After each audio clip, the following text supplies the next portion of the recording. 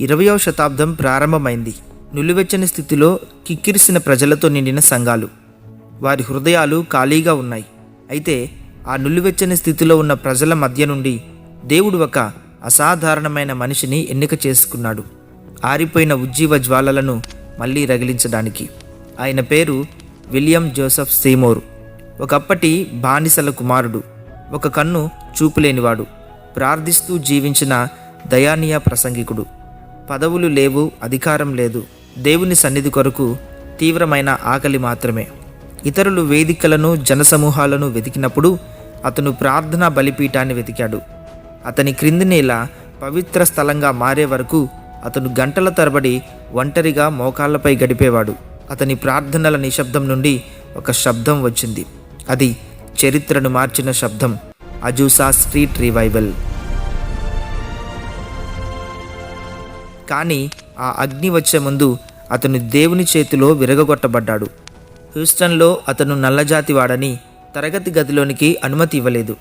సగం తెరిచిన తలుపు బయట నుండి నిలబడి వినడం మాత్రమే అతని వంతు అయింది. అయితే ఎవరూ ఊహించలేదు, ఆ గోడ అవతల దేవుడు ఆకాశాలను తెరవబోయే మనిషిని సిద్ధం చేస్తున్నాడని. చల్లారిపోయిన ఉజ్జీవాన్ని రగిలించడానికి మండుతున్న హృదయంతో మనుషుల చేత తృణీకరింపబడిన ఒక్కడు చాలు. రండి, 20వ శతాబ్దం ప్రారంభం యొక్క ఉజ్జీవాన్ని ఈ వీడియోలో కళ్ళకు కట్టినట్టు చూద్దాం. అది 1870వ సంవత్సరం. తెల్లజాతి వారికి, నల్లజాతి వారికి దేశంలో జరిగిన అంతర్యుద్ధం గాయాలు ఇంకా మానలేదు. బానిసత్వం అనేది కాగితాలపై ముగిసింది, కానీ మనుషుల హృదయాలలో కాదు. అదే సమయంలో లూసియానా ధూళిలో ఒక బాలుడు జన్మించాడు, విలియం జోసెఫ్ సేమోర్. ఒకప్పటి బానిసల కుమారుడు, ముక్కలైపోయిన దేశపు పౌరుడు, కానీ కదలని రాజ్యము కొరకు నియమించబడినవాడు. చాలా పేదరికం, మట్టి నేల, కట్టెల పొయ్యి. అతని తల్లి ఫిల్లిస్ ఎల్లప్పుడూ మోకాళ్లపై ఉండేది. ప్రతి ఉదయం ఆమె ప్రార్థించేది. ఇతరులు ఆహారం లేదా ఆశ్రయం కోసం అడిగినప్పుడు ఆమె లోతైన దాన్ని అడిగింది, ప్రభువా, నా కుమారుని నీ సాధనముగా చేయుము. ఆ మాటలే విలియంను ఎంతో గొప్ప ప్రసంగం కంటే కూడా ఎక్కువగా మలిచాయి. అతను అత్యంత పేదవానిగా పెరిగాడు. చదవకముందే పనిచేశాడు. ఎవరూ చూడని హీనమైన అంచుల వద్ద జీవించాడు. కానీ ఆ నిశ్శబ్ద ప్రదేశాలలో అతడు పరలోకపు ప్రతిధ్వని వినడం నేర్చుకున్నాడు. నిశ్శబ్దం అతని గురువైంది, ప్రార్థన అతని విద్యగా మారింది. అతను తన తల్లి కన్నీళ్లతో తడిసే వరకు మోకాళ్లపై ఉండడాన్ని చూశాడు. కొన్ని రాత్రులు లేచి చూసినప్పటికీ ఆమె ఇంకా ప్రార్థిస్తూనే ఉండేది. అలా అర్థం కాకుండానే ఆమె తెలుసుకున్న దేవుణ్ణి తెలుసుకోవాలని అతనిలో కోరిక కలిగింది. ఇతరులు ఆడుకునే సమయంలో అతడు పనిచేశాడు. ఇతరులు మాట్లాడుతూ ఉన్నప్పుడు అతను పరలోకం యొక్క శబ్దాన్ని విన్నాడు. ఆ వినికిడిలో ఒక సన్నిధిని అతడు గ్రహించడం ప్రారంభించాడు. అది ఒకరోజు ప్రపంచాన్ని తలకిందులు చేయబోయే సన్నిధి. విలియం జోసెఫ్ యువకుడుగా ఉన్నప్పుడు అతను చేదైన వివక్షను చూశాడు. ప్రేమ గురించి చెప్పే సంఘాలు అతని లాంటి నల్లజాతి వారిని బయట పెట్టడం చూశాడు. పదాలతో నిండిన వేదికలను చూశాడు, కానీ అక్కడ శక్తి లేదు. అతని అంతరంగంలో ఒక ప్రశ్న పెరిగింది, హృదయాన్ని మార్చే నిజమైన విశ్వాసం ఉందా?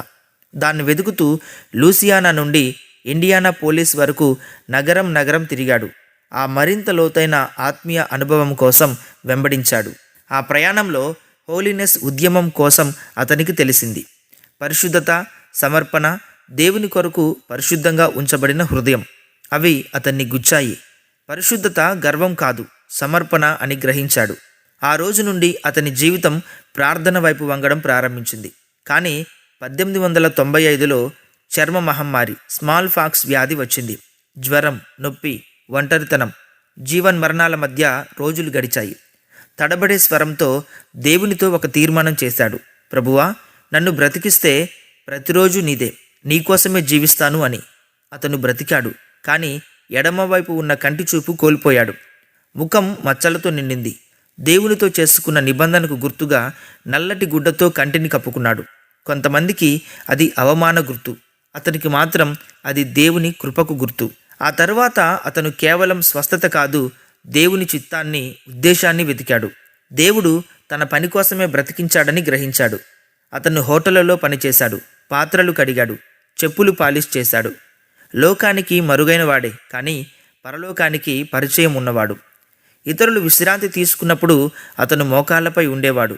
అతను తక్కువగా మాట్లాడేవాడు, కానీ ప్రార్థించినప్పుడు వాతావరణ పరిస్థితులు మారిపోయేవి. కొంతమంది శాంతి అనుభవించారు, కొంతమంది కాలం ఆగిపోయినట్టు అనిపించింది అన్నారు. అతను మాత్రం ఇలా అన్నాడు, నేను మోకాళ్ళపై ఉన్నప్పుడు దేవుడు నాకు సమీపంలో ఉన్నట్టు అనిపిస్తుంది అని. ఒక తెల్లవారుజామున సిన్సినాటీలో అతను కారణం లేకుండానే లేచాడు. శబ్దం లేదు, కానీ పిలుపు ఉంది. మోకాళ్ళపై పడ్డాడు. మాటలు లేకుండా కన్నీళ్లు వచ్చాయి. అది పరిశుద్ధాత్మ అతన్ని మొదట తాకిన రాత్రి. ఆ తర్వాత ప్రతి ఉదయం ముందే లేచి ప్రార్థించేవాడు, కర్తవ్యంగా కాదు, ఆకలితో. అతను అన్నాడు, శరీరానికి ముందే ఆత్మ మేలుకొనే గంటలు ఉంటాయి, అప్పుడే స్పందించాలి అని. అతను బైబిల్ గ్రంథంలో అపోస్తులుల కార్యముల గ్రంథాన్ని మళ్ళీ మళ్ళీ చదివేవాడు. ప్రతిసారి ఆత్మ దిగివచ్చిన వాక్యాలు అతని హృదయాన్ని రగిలించాయి. ప్రతి రాత్రి అతను అదే ప్రార్థన నిశ్శబ్దంగా చేసేవాడు, ఇలాంటి కార్యాలు మళ్ళీ చేయి ప్రభువా, మళ్ళీ చేయి అని. ప్రతి తిరస్కారం, ప్రతి కష్టం, ప్రతి ఒంటరి ప్రయాణం అతనికి తెలియని దానికోసం సిద్ధం చేస్తూ ఉన్నాయి. నిశ్శబ్దంలోనే ఒక విత్తనం నాటబడింది. ప్రతి గాయం ఒక తలుపుగా మారింది. 19వ శతాబ్దం ప్రారంభంలో అతను హ్యూస్టన్లో ఉన్న చార్లెస్ పార్హమ్ అనే ఒక ప్రసంగికుని గురించి విన్నాడు. అతను ఎక్కువగా పరిశుద్ధాత్మ మరియు అగ్ని బాప్తిస్మం గురించి బోధించేవాడు. విలియంకి ఇది తదుపరి అడుగు అని తెలిసింది. తన కొద్దిపాటు సామాన్లు సర్దుకొని రైలు ఎక్కాడు. రైలు దక్షిణ ప్రాంతాలను దాటుతూ ఉండగా అతను దూరాన ఆకాశరేఖను చూస్తూ నిశ్శబ్దంగా ప్రార్థించాడు. గాయపడిన కంటిని కప్పిన ముసుగు, ఒడిలో బైబిల్, విశ్వాసంతో నిండిన హృదయం. దాదాపు అంధుడైన, విద్యలేని, భవిష్యత్తు లేని ఆ పేద యువకుడు ప్రపంచాన్ని మార్చబోయే సంఘటన వైపు ప్రయాణిస్తూ ఉన్నాడు. అతనికి అప్పటికీ తెలియదు, తాను వెళ్ళబోయే మార్గం అతి సంకుచిత ద్వారం గుండా తీసుకుని వెళ్తుందని. అది సగం తెరిచి ఉన్న ద్వారం మాత్రమే, కానీ పరలోకం దాన్ని గుండా దాటడానికి సరిపడనంత వెడల్పు ఉంది. సాయంత్రం రైలు హ్యూస్టన్ చేరింది. గాలి ధూళి మరియు ఇనుప వాసనతో భారంగా ఉంది. పాత సూట్ కేస్, బైబిల్, ఎడమ కంటిపై నల్లబట్టతో విలియం దిగాడు. తన దగ్గర ఉన్న డబ్బు చాలా తక్కువ, కానీ హృదయం మండుతూ ఉంది. తరువాత అతను చార్లెస్ పార్హమ్ నడిపే చిన్న బైబిల్ పాఠశాలను కనుగొన్నాడు. తాను ప్రార్థనలో రుచి చూసిన శక్తిని అర్థం చేసుకునే అవకాశం అది. తన దగ్గర ఉన్న ఉత్తమమైన మరియు ఏకైక దుస్తులు వేసుకుని ముందే వచ్చాడు. లోపలికి వెళ్తూ ఉండగా అతన్ని ఆపారు. చట్టం ప్రకారం నల్లజాతి వారు తెల్లవారితో కూర్చోవడానికి అనుమతి లేదు. పార్హమ్ అతన్ని చూసి, నువ్వు బయట హాలులో నిలబడి వినవచ్చును అన్నాడు. విలియం మౌనంగా ధన్యవాదాలు చెప్పాడు. గొంతు దిగబడిపోయింది. తలుపు బయట కూర్చొని నోటు పుస్తకంలో గోడకు ఆనుకొని వింటూ కూర్చున్నాడు. లోపల విద్యార్థులు డెస్కులలో కూర్చున్నారు. తలుపు సగం మాత్రమే తెరిచి ఉండేది. ఆ సగం తెరిచిన తలుపు సందులో నుండి బోధన, వాక్యాలు, వాగ్దానాలు, ప్రకటనలు వినిపించేవి. ప్రతిరోజు అక్కడే కూర్చొని ప్రతి మాటను రాసుకునేవాడు. గాలి వీచినప్పుడు తలుపు ఇంకాస్త తెరుచుకుంటే అతను నవ్వుకునేవాడు. భయపడవద్దు విలియం, నా తలుపులు శాశ్వతంగా మూసి ఉండవు అని దేవుడు చెబుతున్నట్టుగా అనిపించేది. ఆ బయట హాలే అతని తరగతి గదిగా మారింది. ప్రతి ఉదయం అద్దె గదిలో మోకాళ్ళపై పడి అడిగేవాడు, ప్రభువా, నేను వింటున్నది నిజమైతే, నీ ఆత్మ ఇప్పటికీ దిగివస్తే నాకు చూపించు. ప్రతి రాత్రి తిరిగి వచ్చి మళ్ళీ ఇదే ప్రార్థించేవాడు, ఇది నిజమైతే నువ్వే నాకు చూపించు అని. అవమానం అతన్ని కఠినం చేయలేదు, హృదయాన్ని పరిశుద్ధం చేసింది. తిరస్కారం ఆపలేదు, శుద్ధి చేసింది. మనుషులు అతన్ని గది బయట ఉంచినప్పుడు దేవుడు పరలోక కిటికీలు తెరిచాడు. లోకం అతన్ని బయట ఉంచినప్పుడు సగం తెరిచిన పరలోక ద్వారం నుండి వినడం నేర్పించాడు. ఒక మధ్యాహ్నం ధైర్యం చేసి పార్హమును ఇలా అడిగాడు, పరిశుద్ధాత్మ వరము అందరికీ అయితే మేము పొందుకోవచ్చు కదా అని. పార్హం నెమ్మదిగా ఇలా అన్నాడు, ఆత్మవరాలలో కూడా దేవుడు ఇతర జాతులను కలుపుతాడని నేను నమ్మడం లేదు అని. ఆ మాటలు అతని హృదయాన్ని లోతుగా గాయపరిచాయి. ఆ రాత్రి ఉదయం వరకు మోకాళ్ళపై ఉండి ఇలా ప్రార్థించాడు, మనుషులు గోడలు కట్టినా నీవు వాటిలో నుంచి వెళ్ళగలవు, ఎవరు ఆపలేని మార్గం గుండా ప్రయాణం నాకు నేర్పించు అని. ఈ ప్రార్థనకు జవాబుగా పరలోకం గర్జనతో కాదు, శాంతితో సమాధానమిచ్చింది. కొన్ని వారాల తర్వాత నీల్ టెర్రీ అనే స్త్రీ హ్యూస్టన్కు వచ్చింది. ఒకే కన్ను ఉన్న వినమ్ర ప్రసంగికుడు మరియు అతని ప్రార్థనలో అగ్ని గురించి ఆమె విన్నది. అతన్ని చూసిన తర్వాత ఆమె చెప్పింది, లాస్ ఏంజల్స్కు రావాలి. అక్కడ దేవుని కోసం ఆకలిగొన్న హృదయాలు చాలా ఉన్నాయి. సీమోర్ సందేహపడ్డాడు. డబ్బు లేదు, ఇల్లు లేదు, విజయ వాగ్దానం లేదు. కానీ లోపల ఒక స్వరం చెప్పింది, వెళ్ళు. తన దగ్గర ఉన్నదంతా అమ్మి రైలు టికెట్ కొనుగోలు చేశాడు. తల్లికి చివరి ఉత్తరం రాశాడు. నేను తిరిగి రాకపోతే ప్రభువు నాకు మంచి చేశాడని తెలుసుకో. రైలు హ్యూస్టన్ను వదిలి వెళ్ళగా అతను కిటికీ బయట చూశాడు. ఆయన జీవితంలో వెనుకకు తిరిగి చూస్తే సగం తెరిచిన తలుపు, ఇప్పుడు తెరవబడబోతున్న మరొక తలుపు. రైలు పట్టాల శబ్దం అతని ప్రార్థనగా మారింది. Los Angeles, Los Angeles. అతను దేవునిని బ్రతిమలాడుతూ, ప్రభువా, నీ అగ్ని ఇక్కడ దిగి వస్తేనే నన్ను అక్కడికి తీసుకువెళ్ళు అని ప్రార్థించాడు. కొన్ని రోజుల తర్వాత రైలు లాస్ ఏంజల్స్ నగర హృదయానికి చేరింది. పెద్ద నగరం, శబ్దం, నిర్లక్ష్యం. అతను పెరిగిన పేద దక్షిణాన్ని ఏదీ గుర్తు చేయలేదు. కానీ ఆ కల్లోలంలో అతనికి శాంతి కనిపించింది. అతని ఆత్మలో ఒక స్వరం, ఇదే ఆ స్థలం. అతను నీలి టెర్రీ మరియు ఆమె చిన్న సంఘాన్ని కలుసుకున్నాడు. కొద్దిమంది విశ్వాసులు ఒక సాధారణ ఇంటిలో సమావేశమయ్యేవారు. చెక్క బెంచీలు, సరైన స్వరం లేని పియానో, కానీ ఉజ్జీవం కొరకు తీవ్రమైన ఆకలి. సీమోర్ ప్రకటించడం మొదలుపెట్టాడు. పెద్ద స్వరంతో కాదు, దుఃఖ స్వరముతో. పశ్చాత్తాపం, పరిశుద్ధత, పరిశుద్ధాత్మ వాగ్దానం గురించి ప్రకటించాడు. సాధారణమైన మాటలే, కానీ జీవంతో ఉన్న విశ్వాసంతో ప్రకటించాడు. కొంతమంది ఆశ్చర్యపోయారు, కొంతమందికి అసౌకర్యంగా అనిపించింది. మరలా కొన్ని రోజులకు మళ్ళీ అదే సంఘానికి తిరిగి వచ్చేసరికి తలుపు తాళం వేసి ఉంది. అతను తిరిగి రావద్దని వారు నిర్ణయించారు. సీమోర్ మెట్లపై కాసేపు నిలబడ్డాడు. పక్కన సూట్ కేసు ఉంది. గుండెల్లో పాత నొప్పి మళ్ళీ ఎగసింది. మరో మూసిన తలుపు. అయితే దేవునికి ఇంకో సగం తెరిచిన తలుపు ఉండాలి అతను నవ్వుతూ చెప్పాడు. అది ప్రార్థనల ప్రవచనంలా మారింది. అతని యోచన లేకుండా నడవడం ప్రారంభించాడు. ఇల్లు లేదు, వెళ్ళే స్థలం లేదు. అప్పుడు బోన్నీ బ్రే స్ట్రీట్లో ఒక కుటుంబం అతని కథ విని అతన్ని ఆహ్వానించింది. ఆ చిన్న ఇంట్లో కొద్దిమంది స్నేహితులతో అతను ఎప్పుడూ చేసినదే చేశాడు, అదే ప్రార్థించుట. ఒక రాత్రి 2, తర్వాత రాత్రి 3, 5. వారి ప్రార్థన శబ్దం వీధికి వినిపించే వరకు పెరిగింది. పరలోకం వారి శబ్దాలు వింటూ ఉంది. ప్రపంచాన్ని రగిలించబోయే ఉజ్జీవం ఆ విధేయత గల హాలులో మొదలైంది. బోన్నీ బ్రే స్ట్రీట్ రాత్రులు అన్నీ ఒకేలా ఉండేవి. కొద్దిమంది, చిన్న కాంతినిచ్చే దీపం, ప్రార్థనతో నిండిన చిన్న ఇల్లు. విలియం గంటల తరబడి ప్రార్థించాడు. చప్పట్ల కోసం కాదు, ఉద్యమం కోసం కాదు, దేవుని కోసం మాత్రమే. ప్రతి రాత్రి మరింత మంది వచ్చారు. పురుషులు, స్త్రీలు, నల్లవారు, తెల్లవారు, ధనికులు, పేదలు. వర్ణించలేని ఆ వింత అనుభూతికి ఆకర్షితులై ఆ చిన్న గదిలో కిక్కిరిశారు. ఎలాంటి ఆర్భాటం లేదు, కార్యక్రమం లేదు, ప్రదర్శన లేదు. పశ్చాత్తాపం మాత్రమే, ఆరాధన మాత్రమే, పరలోకం కోసం మొరపెట్టుకునే హృదయాలు మాత్రమే. సీమోర్ మృదువుగా మాట్లాడేవాడు, కానీ మాటల్లో నిత్యత్వము కొరకు భారము ఉండేది. అతను చెప్పాడు, మనం అర్హులం కాబట్టి కాదు, దేవుడు కరుణామయుడు కాబట్టి పరిశుద్ధాత్మ వస్తాడు. కొద్దిమంది ఈ మాట నమ్మారు, కొంతమంది సందేహించారు. కానీ ఏదో జరగబోతున్నట్టు ప్రతి రాత్రి వాతావరణం మరింత భారంగా మారింది. 1906 ఏప్రిల్ 9 వారు కూడి ప్రార్థిస్తున్న సమయంలో జెన్నీ ఎవాన్స్ మూర్ అనే స్త్రీ కంపించింది. మోకాళ్లపై పడిపోయి ఎవరికీ అర్థం కాని భాషలో మాట్లాడింది. ఇంకొకరు పాడారు, ఇంకొకరు అదుపు లేకుండా ఏడ్చారు. గది కనిపించని మృదువైన, పరిశుద్ధమైన, ఆపలేని శక్తితో నిండింది. సీమోర్ కదలకుండా నిలబడి కన్నీళ్లు కారుస్తూ పరిశుద్ధాత్మ దేవుడు ఇక్కడ ఉన్నాడు అని చెప్పాడు. వార్త అగ్నిలా లాస్ ఏంజల్స్ అంతటా వ్యాపించింది. కొన్ని రోజుల్లో ఇల్లు కిక్కిరిసింది. చాలామంది కిటికీలో నుండి వినేవారు, కొంతమంది వెక్కిరించారు, కొంతమంది పశ్చాత్తాపపడేవారు. జనం బరువుతో నేల వంగిపోయింది. జనం ఎక్కువయ్యాక 312 అజుసా స్ట్రీట్లో ఒక పాత భవనం కనుగొన్నారు. అది ఒక పాత గోదాం. గోడ నిండా మచ్చలు, మట్టి నేల, పగిలిన కిటికీలు ఉన్నాయి. సీమోర్ అది చూసి ఇలా అన్నాడు, ఇదే సరైనది. వారు శుభ్రం చేసి చెక్క పెట్టెలతో బెంచీలు తయారు చేశారు. మధ్యలో ఒక సాధారణ పెట్టెను పుల్పిట్టుగా పెట్టారు. ఆ పెట్టె అతని బలిపీఠమైంది. జీవితాంతం తలదాచుకుని ప్రార్థించిన స్థలం అదే. మొదటి సమావేశం మొదలయ్యేలోపే దేవుని సన్నిధి సిద్ధంగా ఉంది.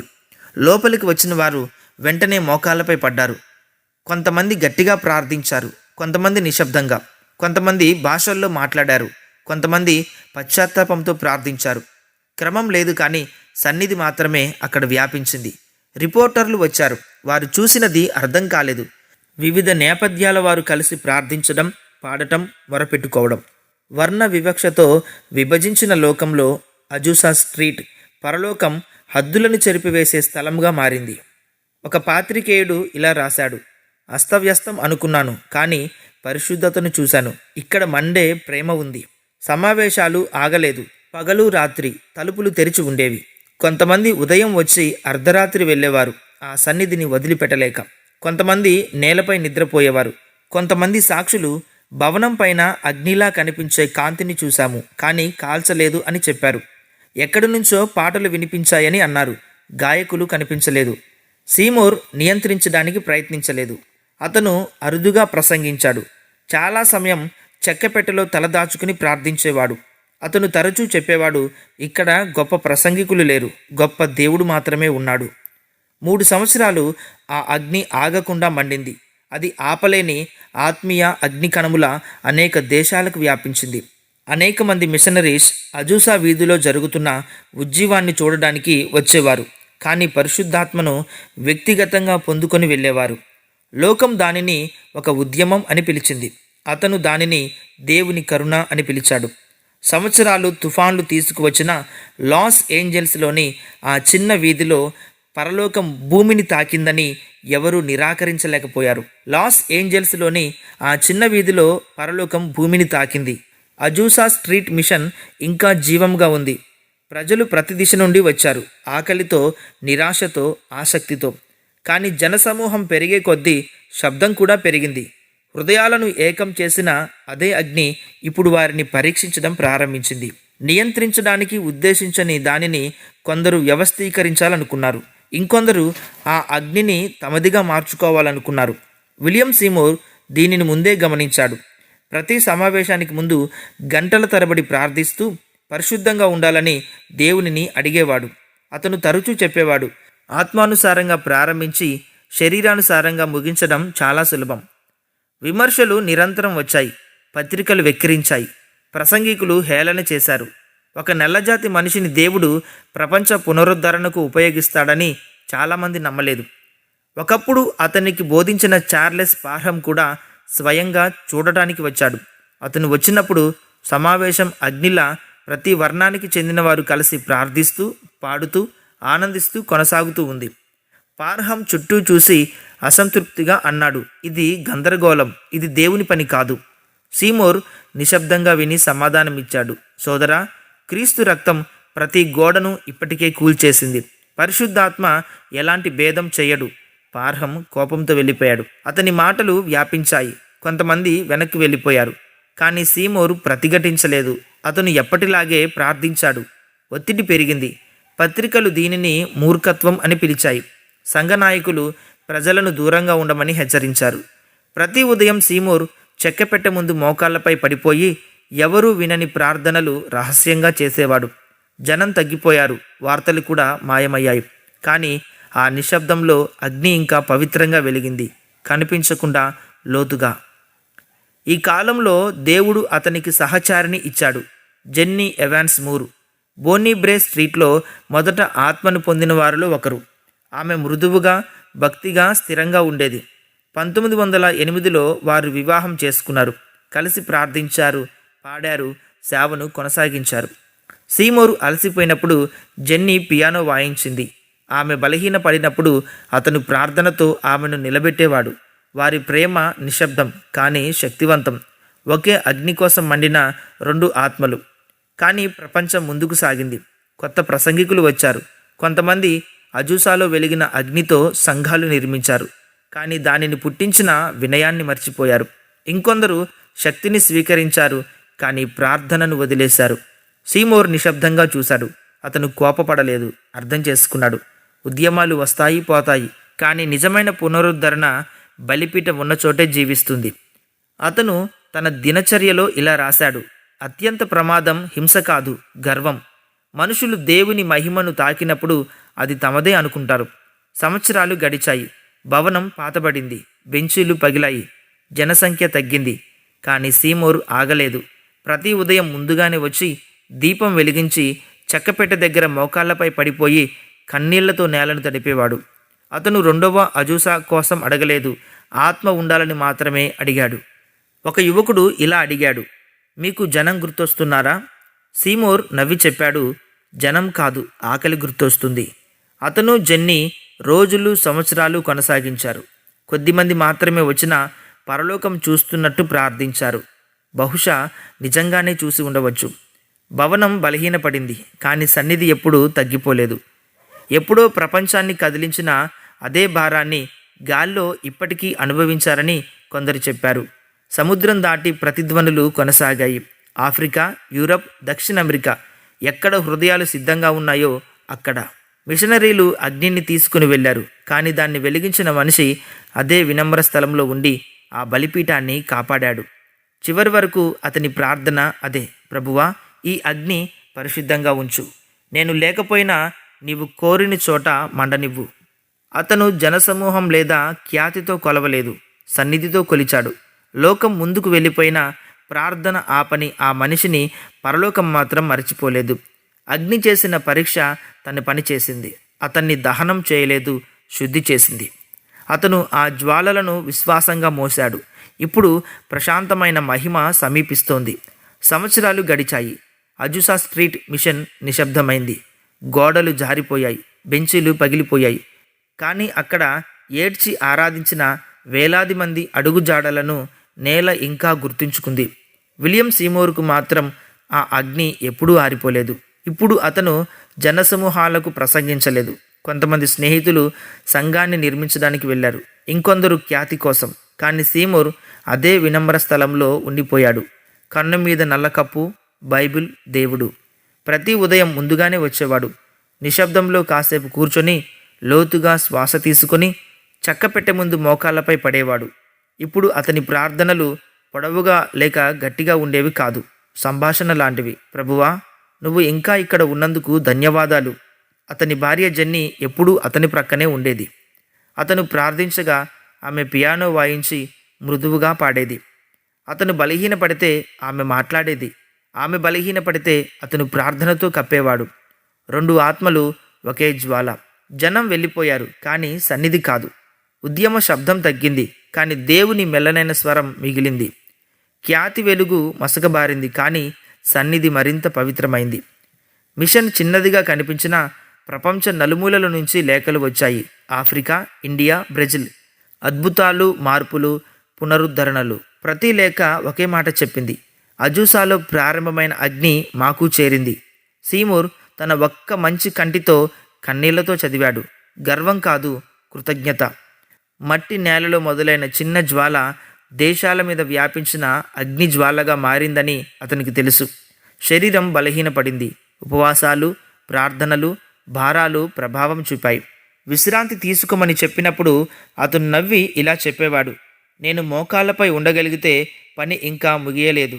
ఒక సాయంత్రం జెన్నీని అడిగాడు, బోనీబ్రే స్ట్రీట్ గుర్తుందా? ఆమె నవ్వింది. ఆ రాత్రి పరలోకం దిగి వచ్చింది. అతను అన్నాడు, పరలోకం ఎప్పుడూ వెళ్ళలేదు, కేవలం నిశ్శబ్దమైంది.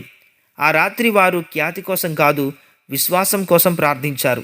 మళ్ళీ జీవించాల్సి వచ్చినా ఇదే మార్గంలో నడుస్తాను. నిజమైన మహిమ విశ్వాసంగా ఉండడంలో ఉంది. కొన్ని రోజుల తర్వాత అతని శక్తి తగ్గిపోయింది. అయినా చివరిసారి మిషన్కు వెళ్ళాడు. చెక్కపెట్టె ముందు మోకాళ్ళపై పడిపోయి తలను దానిపై ఉంచి మళ్ళీ తిరిగి లేవలేదు.